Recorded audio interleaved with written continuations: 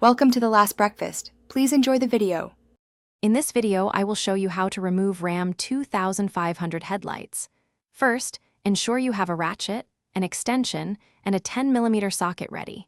Next, open your truck's hood and find the two bolts holding the headlight assembly in place. These are usually visible right on top. Use your ratchet and socket to carefully loosen and remove both of these bolts. This initial step is crucial for accessing the assembly. Once the bolts are out, the headlight assembly should slide forward. Pull it gently but firmly straight out from the truck's body. As you do this, be aware of the electrical wiring harness attached to the back. Locate the release tab on the connector and press it firmly. Then, carefully pull the connector apart to fully detach the headlight assembly. This frees the unit completely. Hey everyone, if you're finding this video helpful, please hit that like button and subscribe for more useful tips. And on another note, after working on your truck, you might want to freshen up the interior.